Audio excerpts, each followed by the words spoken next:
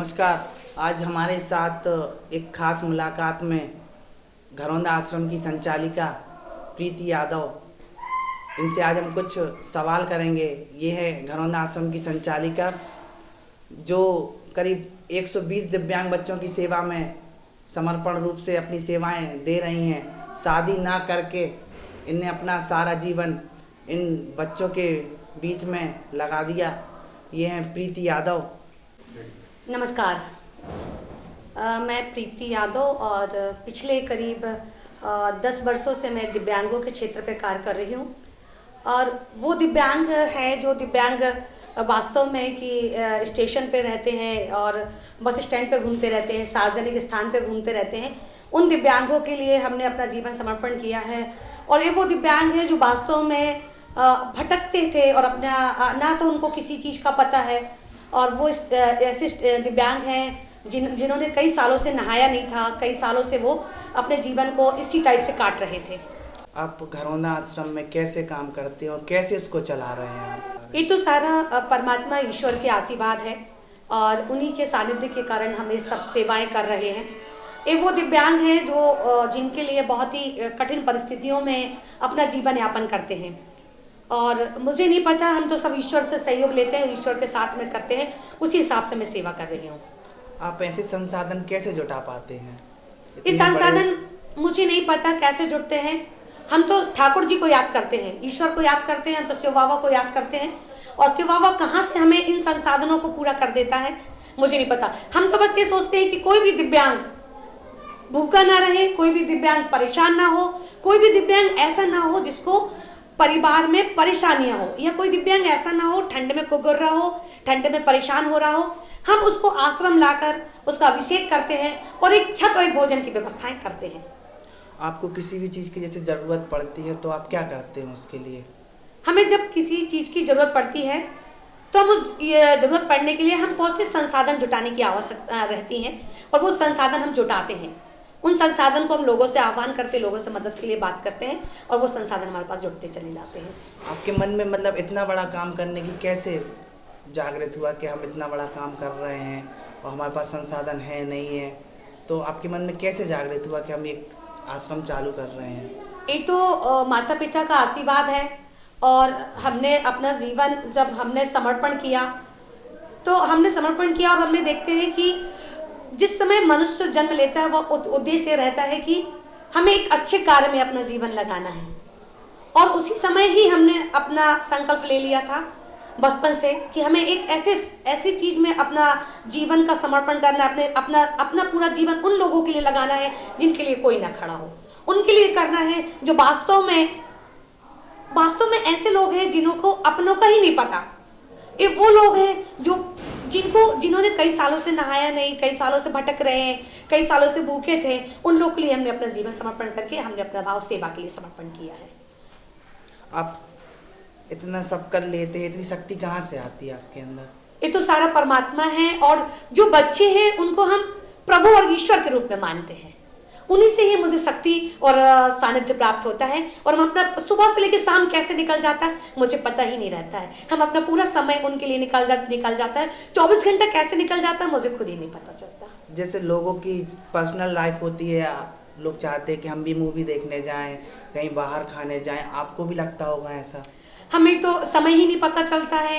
हमारे लिए तो रोज सुबह से शाम ऐसा लगता है कि एक यहाँ पर शादी हॉल है, शादी घर है, और सुबह से शाम ऐसा निकल जाता है। और जब मैं ईश्वर के उन बच्चों के बीच में रहती हूँ तो मुझे ऐसा लगता है कि मैं ईश्वर के बीच में हूँ।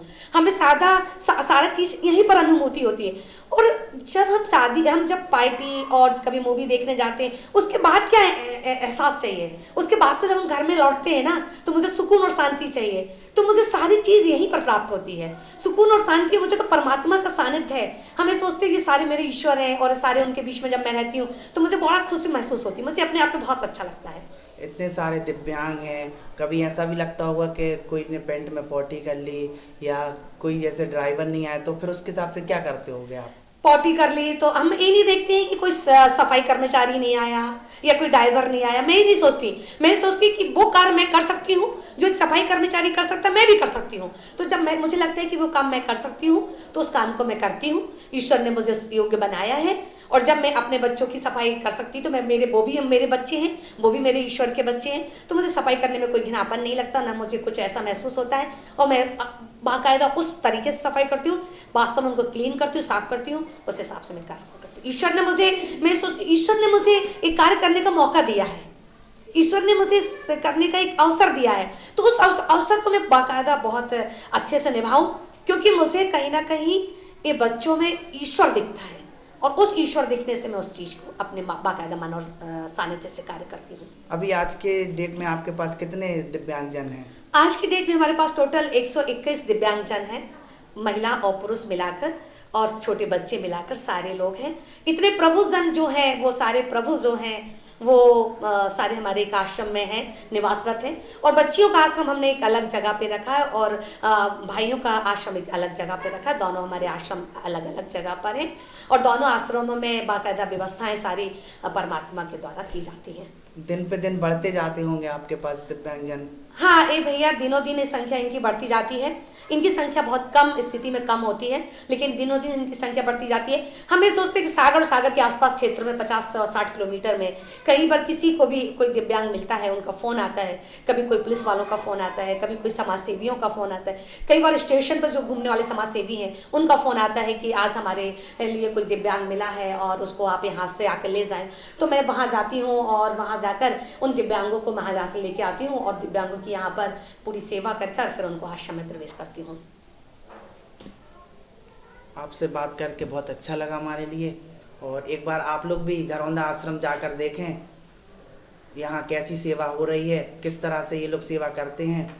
हम सभी आसपास के नगरवासियों से निवेदन करूंगी कि आपको कहीं भी कोई भी दिव्यांग मिलता है जो कि विकट परिस्थितियों में हो, और ऐसा दिव्यांग हो जो स्टेशन पर हो या बस स्टैंड पर हो, ऐसे दिव्यांगों के लिए आप कहीं पर आपको दिखता है तो कृपया कर आप घरौंदा आश्रम में संपर्क कर सकते हैं। घरौंदा आश्रम का नंबर आपको वेबसाइट पर और हमारे यूट्यूब चैनल पर मिल सकता है।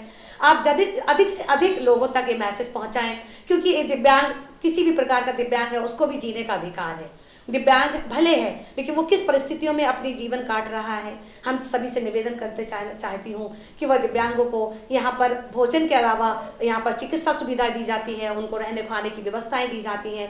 ऐसे दिव्यांगों को यहाँ पे रखा जाता है जो दिव्यांग मानसिक मंदबुद्धि हो, ऑटिज्म हो, सेरेब्रल पॉल्सी हो, या बहुविकलांग दिव्यांगों को भी यहाँ पे रखा जाता है। कोई लकवा पीड़ित हो, कोई पैरालिसिस वाले हो, इन दिव्यांगों को यहाँ रखा जाता है। अगर कोई परिवार भी परेशान है और जो अपने दिव्यांगों को अपने भाई या बहन या माता को नहीं रख पा रहा है तो कृपया कर वो हमारे दिव्यांग इस आश्रम में भेज सकते हैं, जहां पर उनकी पूरी सेवा मन और तन और धन से की जाती है। नमस्कार साथियों, आप हमारे घरौंदा आश्रम के यूट्यूब पर चैनल है, आप उसको सबसे ज़्यादा लाइक करें, सबसे ज़्यादा उसको पसंद करें और अधिक से अधिक लोगों तक पहुँचाएँ।